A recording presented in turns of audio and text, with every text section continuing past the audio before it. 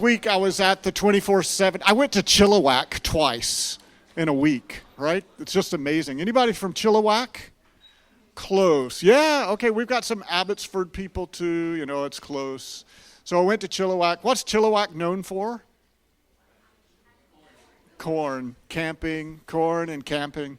But I'm really praying they'll become known for prayer because I went for the 24/7 regional gathering, and we had a big gathering there on last Friday, and then this past Friday, a couple days ago, we got to hear the report of what God was doing in their prayer room that they had commissioned for that week. And then we got to commission a team of young adults who are so passionate for Jesus and what Jesus would do in their city, starting off with this life of prayer together. And I was so excited to be with them.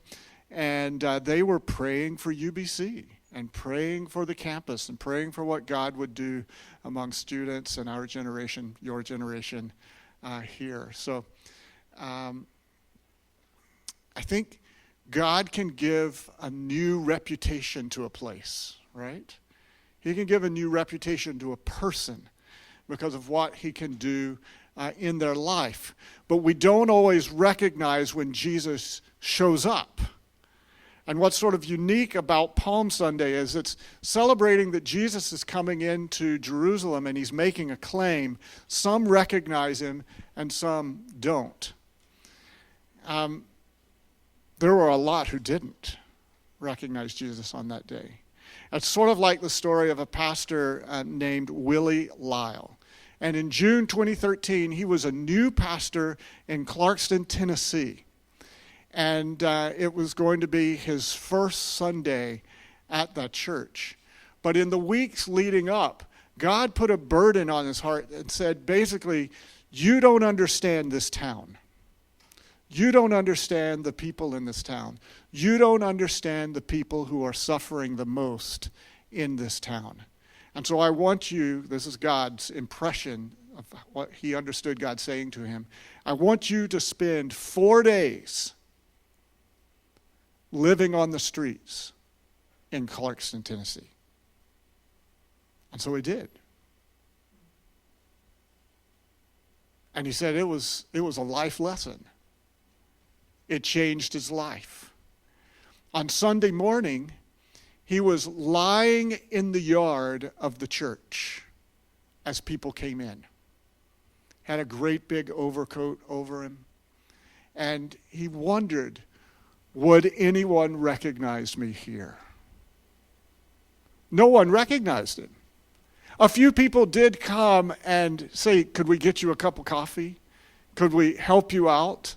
What do you need? That was encouraging to him. At the beginning of the sermon, they stood up and they said, we'd love to introduce you today. And the elders in the church, they knew this was coming. We'd like to introduce you today to our new pastor. Would you come forward now, Reverend Willie Lyle? And he came down, and there he stood before them, unshaven, hair pulled out, in the clothes that he had been wearing all week long. And during the service, he began to talk and share about what he had learned about Clarkston and what he had learned about God's compassion and interest in people. In fact, while he was standing there, one of his children shaved him, another one cut his hair, and then they helped him out of his clothes. Fortunately, he had his Sunday go-to-meeting clothes on underneath. And they helped him change his shoes. And he says, look at the change. And what changed in your hearts in the way you saw me as you saw this transformation here? I love the passage in 1 Corinthians where Paul says, we used to see people from a worldly point of view. We used to even see Jesus that way. We used to see Jesus from a worldly point of view, but we do so no longer.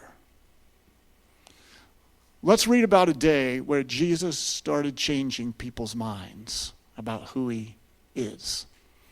This is Palm Sunday in Matthew chapter 21.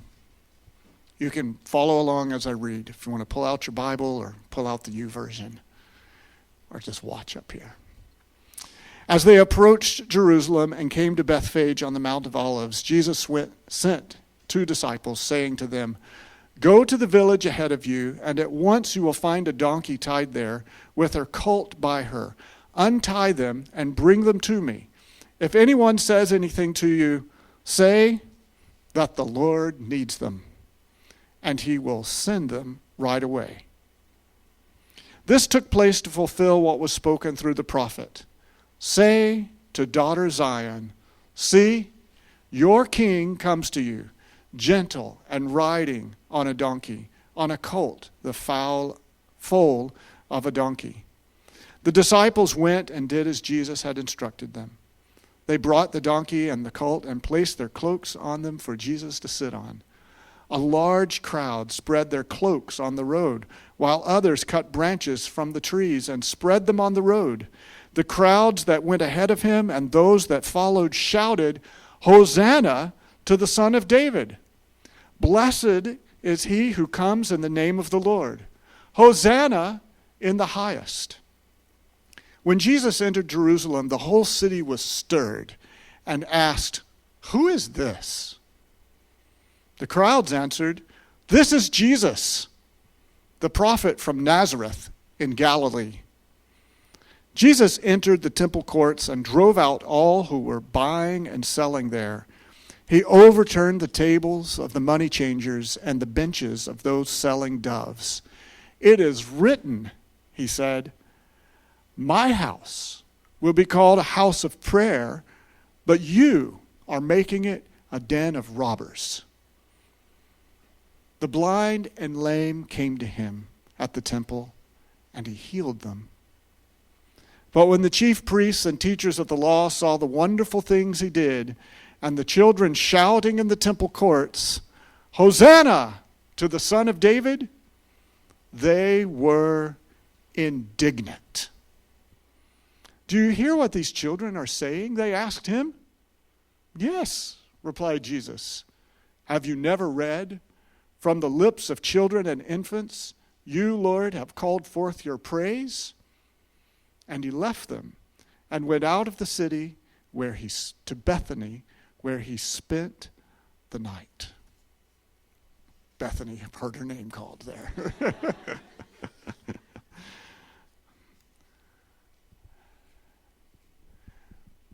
It's not really part of the story here, but I love it, about the sermon.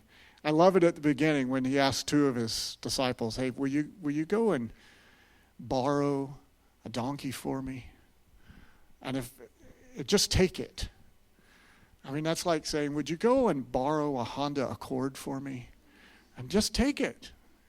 And if anybody asks, just say the Lord needs it." Who's that bold here? Just a few of you. Thanks, Jacob.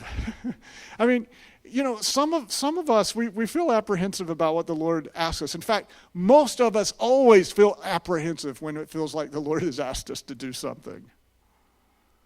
But you can do it. You can do it. You can do what the Lord asks you to do. And Jesus just buried that little truth in his Palm Sunday experience. He buried that experience right in the day where he's going to declare who he is. We would call it when Jesus comes to church. What if Jesus came to church? What if he snuck in the back? There he is up there. Or what if Jesus was greeting you at the front? If Jesus was here, I would sit down. I'd say, "Jesus, please, He's like, "You can do it. You can do it." When Jesus comes to church, would we actually recognize him as Lord? This is one of the questions I've been asking myself this week. If Jesus showed up, would I go, "Oh, there's the Messianic King. There's Jesus, the Messiah. There's Jesus, my Lord. There's Jesus, the one who died. How would I recognize him? How would I know? And how would they know in Israel that this day, as they get ready to celebrate the Passover week and all of the preparations that are there, and as they welcome all these pilgrims that are coming into Jerusalem to celebrate the days of God's liberation of Israel from Egypt, how would they know that the Messianic King has shown up? And we want Jesus to be really comfortable. But on this day, Jesus was doing things that made some people uncomfortable and made others really excited. And they wanted to hitch their wagon to Jesus on that day and celebrate him. When Jesus was coming into Jerusalem, he definitely claimed his right to the throne. He claimed his messianic identity as king. In case we missed it, Matthew says, this is quoting Zechariah's prophecy, where Zechariah says, "Say to the daughter Zion," that is Jerusalem, "See, your king comes to you, gentle and riding on a donkey, on a colt, the foal of a donkey." Matthew didn't miss it, and he didn't want any of the readers to miss it. So he says, look, Jesus is making something very clear, that Zechariah the prophet had spoken about him and said, this is how your king will show up. The Messiah will show up. So don't weep anymore. Have joy today because he's showing up. So Jesus is showing off with his new ride. Now, there's an older prophecy that this speaks of. When Jacob was blessing his sons in Genesis, he blesses Judah and speaks of, you will hitch your donkey to the vine. And so they understood that maybe this Jesus is actually part of that family line, the family line of David. And then he had King David's example and then Solomon's example. When David returned to the throne after his son Absalom had rebelled against him, David came in saying, "I come in peace." And he rode a donkey into the city. And when Solomon, his son, was being instructed to be anointed as king because there was another rebellion, he rode into that city on a donkey. And so they understood the imagery. Jesus is claiming to be a king, not like the kings of the Gentiles, but the king in the line of David, who is the Messiah. And the pilgrims who were from Galilee got really excited. So they started taking off their coats. And they were throwing down their coats on the ground, sort of like rolling out the red carpet. And they were cutting branches. They were going off the side of the road and cutting branches in order to wave them in front of Jesus. More on that later. But the pilgrims are calling out, "Hosanna." Hosanna became a word of praise. But do you know what it meant? It meant, help me. Save me. Hosanna, help me. This would be strange, wouldn't it, if you were having a tough time. Let's say a dog was chasing you, and you needed help, and you cried out, "Hosanna!" All the Christians would be like, "See you later. That's weird." But it's a cry for help. Save us. But it had also become a word of praise because of their confidence that God would do it. And the pilgrims are saying, "Blessed is he who comes in the name of the Lord." They were quoting from the Psalms, saying, "You're the one." And it turned into a dance party all the way to Jerusalem. When they got to the city began to say, "Who's this? Who's this? What's this about?" The marketplace, as we read, began to just respond to the authority of Jesus, the marketplace that had been set up around the temple, and they just began to get out of the way when Jesus came. The blind and the lame, they knew Jesus as a healer. So they came to him. In humility and in hope, they came to Jesus. The children got so excited. Have you ever seen excited children here at Origin Kids? When they're really ramped up, they are so much fun. And they can be so loud. And in this story, we read of the loud children running through the court of the Gentiles in the temple and calling out, "Hosanna to the Son of David! Hosanna to the Son of David!" And you know, the children here are just having fun at the temple. They were running at church. And guess who was offended? The religious leaders. The religious people. The people in charge of decorum were upset. The people in charge of making sure everybody did something right, they were upset. They were so upset, they actually came to Jesus to say, "Won't you tell the children to shut up?"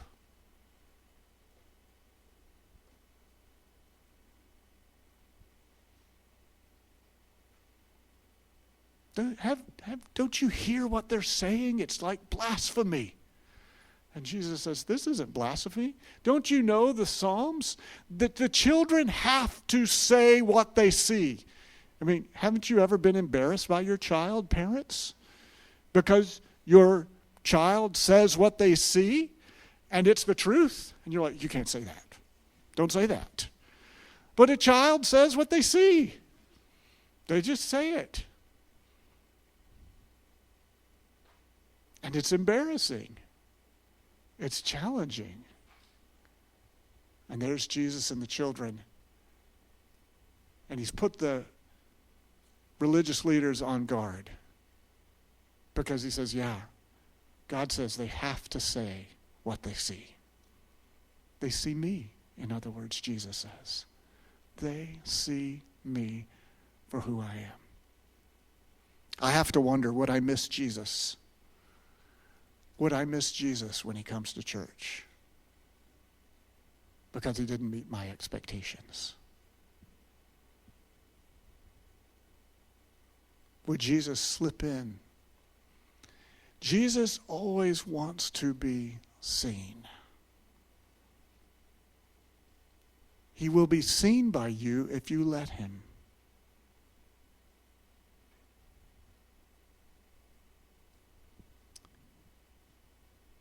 But I also wonder, when Jesus comes to church, would he actually recognize us as his house of prayer? Would he say, yeah, that's my people. That's my house of prayer. That's my house of prayer. And that's what Jesus wanted when he went to the temple. Jesus wanted to see in the temple that this was his house of prayer. His house for making a connection with people. His house for displaying the power of God. His house for declaring the promise of God. And when Jesus got in the house, he didn't see that. He did not see that they had room for him in the house. And so he begins to make room in the house. And Jesus begins to make room in the house, and he's quoting Isaiah. And he says this, my house, he says, it is written, my house will be a house of prayer, but you are making it a den of robbers. In that moment, Jesus quotes Isaiah for the house of prayer, and he quotes Jeremiah for the den of robbers. that den of robbers. He's saying this is a house for thieves. The other word is insurrectionists. This is a house of insurrectionists. You are displacing the true name and purpose of this house. You have turned this house into your own ambitions, perhaps for nationalism, perhaps for wealth, perhaps for status. You have turned this house into what you want to take from people instead of what God wants to give to the people. Jesus was upset about the money changers and all of the commerce that was going on at the temple in the house of prayer. He was perhaps recognizing what others had been concerned about, and that is that the money changers had established themselves inside the temple in order to take foreign coins from people who had come to Jerusalem and needed to pay the temple tax. Now, let me just note, we don't have a temple tax. We have tithes and offerings, but they're not forced. But if you showed up at the temple, you needed to pay your tax. If you were a good and honest Israelite, you needed to pay the temple tax. But you couldn't pay it with the money that you did commerce with elsewhere. You needed to do it with the fine, refined silver of the temple coin. Now, the money changers were doing two things. One, they were charging exorbitant rates so that they made more money on the money changing. You know that happens when you change U.S. dollars into Canadian dollars at the bank. They get some too. They were doing that at the temple. But they were also bringing these images of other gods in with them. And so there was a social backlash among some. And on some line, Jesus would have gotten some credit for, oh yeah, he's really for the temple. But then he begins to push them out. Begins to push them out. You ever been pushed out of church?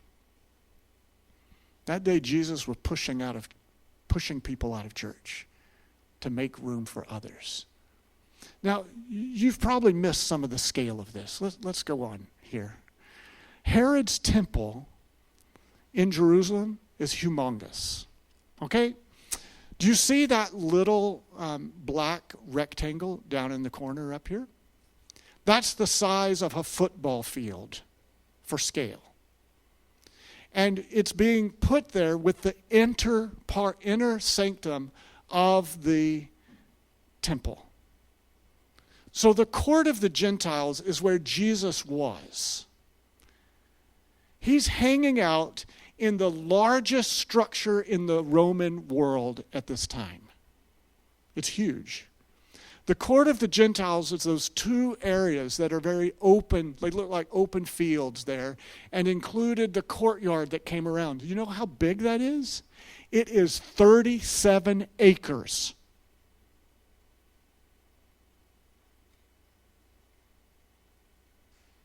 My foresters are going, that's a lot of ground.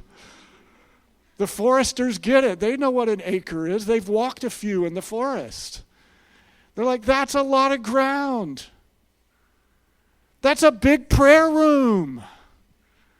That's a lot of space. And that space was called the court of the Gentiles. It was the only area in which a Gentile person, a person who was not Jewish, could go. Men and women and children could go into that area. But as you progressed into the inner areas of the temple, it finally progressed where only men could go, and then only Jewish priests could go. The court of the Gentiles had become a marketplace. There was no space for prayer. This was not where you were going for your quiet time. There were animals. There were doves. There were people trying to sell you things. It just was a great big market. And Jesus begins to show up. and push them out. Hey, this is a place of prayer. You need to move on. This is my house. It's a place of prayer for the nations. And it's described that he had a whip. Now, some of you want Jesus to be a part of the UFC at this point. You're like, yeah, strong Jesus. Finally, strong Jesus. Sorry, no. Jason Porterfield, who was a youth, had worked on the downtown east side and then has gone to Texas as a youth minister. He's written a book on peacemaking called Fight Like Jesus, how Jesus waged peace during the Holy Week. During the week of his passion, every day Jesus was doing something to wage peace. And he said we need to learn from him. And the whip that Jesus made is described as something he made with cords. Now, he says the only cords that would have been around in that large marketplace would have been the reeds and straw that would have been there. That doesn't sound like a very angry Roman whip, does it? But this is what shepherds used when they wanted to move their animals along. They just would make a little whip with reeds and straw, and they would just sort of whip it at the ground. And the animals would move. So probably as Jesus did that, the animals moved first. They were a little more responsive. And they began to move. And the people began to follow. That's my animal. That's my sheep. I know my sheep. That's mine. Oh, and the pigeons. Oh, no, Jesus, don't knock that over. And the pigeons are flying off, but they'll make it home. There's Jesus waging peace, clearing out the prayer space for you and me. See, prayer spaces, when Jesus comes to church, when Jesus comes and says, that's my house of prayer, he's looking for a kind of spaciousness there. I know Jesus said, when you go home, go to your prayer closet. Some of you have big closets. Some of you have little closets. Some of you don't even have a closet at home. But Jesus expected that this large 35-acre space would actually be spacious. And I love the lines where David says, have this sense that I've entered into the refuge of God, and you've not given me into the hands of my enemy, but you've set my feet in a spacious place. Over and over in the Psalms, David uses this sense of, I can breathe here. And can you imagine the change in the court of the Gentiles as people realized, I can breathe here now. There's space for me here. I can settle down here. No one's trying to take advantage of me here. It's a spacious place. Would Jesus recognize his church as a spacious place, not seeking to take advantage of others? Would this also be a place that's welcoming the nations? When Jesus quoted this passage in Isaiah, Jesus is reaching back and he's calling out what Isaiah promised about God's promise. And foreigners who bind themselves to the Lord to minister to him, to love the name of the Lord and to be his servants, I will give them joy in my house of prayer. For my house of prayer will be called a house of prayer for all nations. So if Jesus comes to church, one of the things I think Jesus looks for when he gets to the church, as well as the community here, are the nations here. Is there a sense of spaciousness and welcome for the nations to be gathered together in this space? We talked about this a little bit when I was out in Chilliwack, and they're like, yeah, there's a lot of white people in Chilliwack. But God has also brought the nations. And one person even said, well, we were the nations that were brought here once. Even when you think people look the same, there's probably a spectrum of the nations there. But is there a welcome to the nations in our church? This is the question. I think Jesus might be a little happy if he looked around here today. Let's hear, what are the nations of your legacy and identity? Toronto? Oh man, I always heard they wanted to separate. What are the nations of your legacy and story? Nigeria.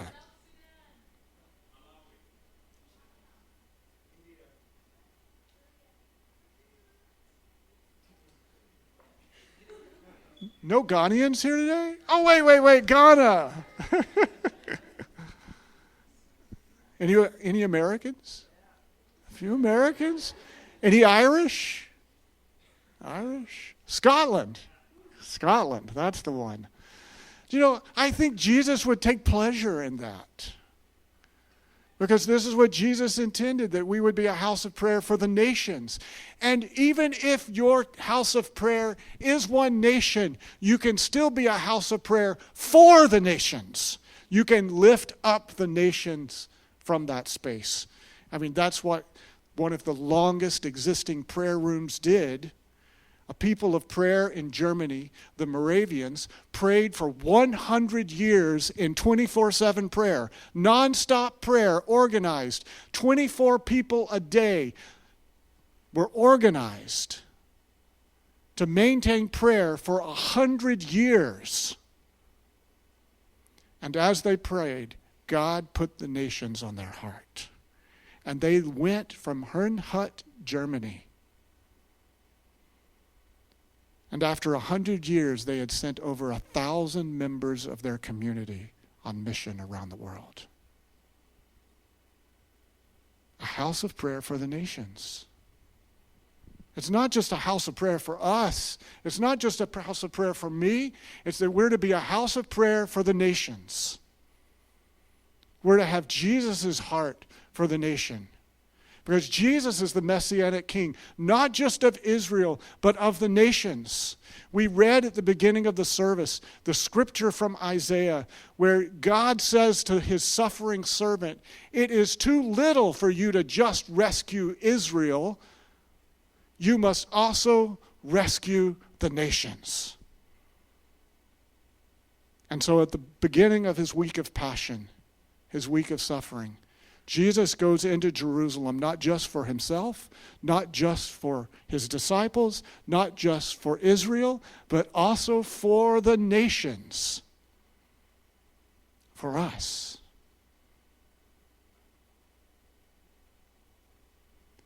And is our house of prayer full of prayer?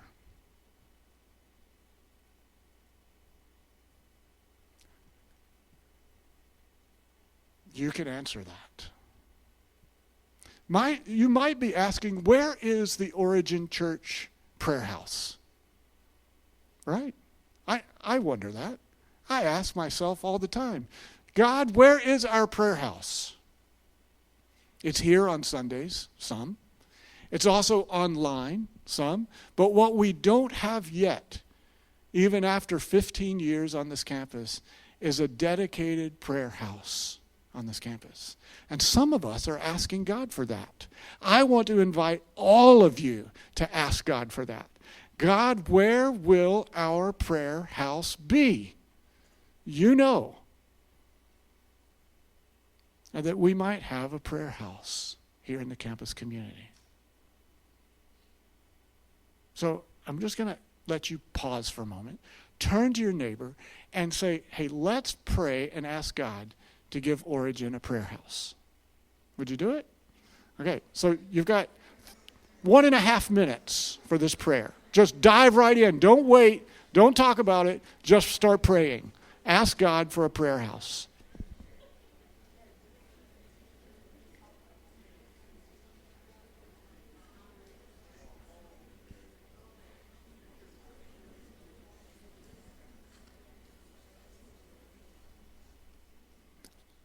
finally, I want to ask the worship team to come on up. There's a third question that I find myself asking, and that is, would we experience his powerful healing? If Jesus came to church, would we experience his powerful healing? And we're asking this question on the backside of the crucifixion and the resurrection. And our sense is, yeah, Jesus comes to church.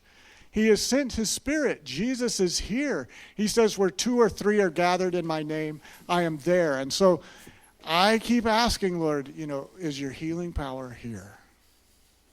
Because when Jesus made room at the temple, the blind and lame found him.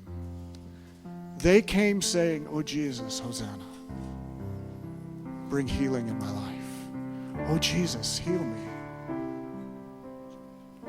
And so we come to church not as perfect people, mind, body, and soul. We're not perfected yet. And we show up at church with a sense of brokenness in our lives. And I pray that in church gatherings, that the healing power of Jesus would be here. This is why we just say, don't leave if you want someone to pray for you. We'll pray and ask for healing. Now, it doesn't have to be long and dramatic and drawn out. It can be a simple prayer. It can be a repeated prayer. But we will ask. Tim Mackey, who's in charge of the Bible Project, I love Tim Mackey. He's amazing. And Tim Mackey, by his own confession, he says, I'm a Bible nerd. He says, I love the Bible, and I love what the Bible says. I love the words of the Bible. He says, but the prayer, I just wasn't sure if prayer worked. And he says, that's a weird thing to confess. Tim Mackey went through a season in his life where he discovered he had a tumor on his throat. And he was concerned about, he said, I can study the Bible, but I might not be able to speak about the Bible after.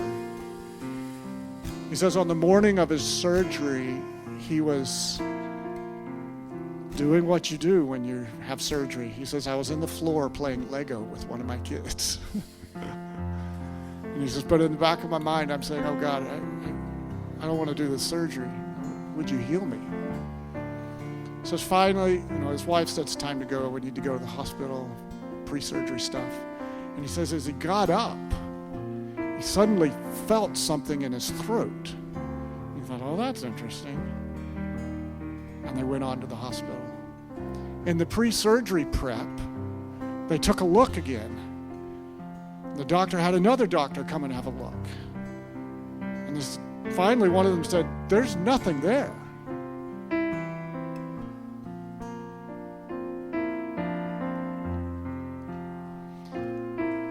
Later, when he was talking about this, he was teaching the word nephesh one day. The word nephesh often relates to soul in the Old Testament. But it's also the word throat. And there was a lady who had heard him teach that online. And she came up to him and she said, do you know, Tim, the Lord has a word for you, and this is the word. God wasn't just healing your throat, your nephesh. He was healing your soul. God has been healing your whole person and promises to go on healing you until you're completely whole and fully alive. This is the healing that the Lord wants to bring in our lives. So what happens when you come to church? When you come to church, do you expect to meet Jesus? When you come to church, do you expect to pray and connect in the communion of God, the creator of the universe? When you come to church, do you expect that he might bring a measure of healing to your soul, to your body, to your life, and your relationships?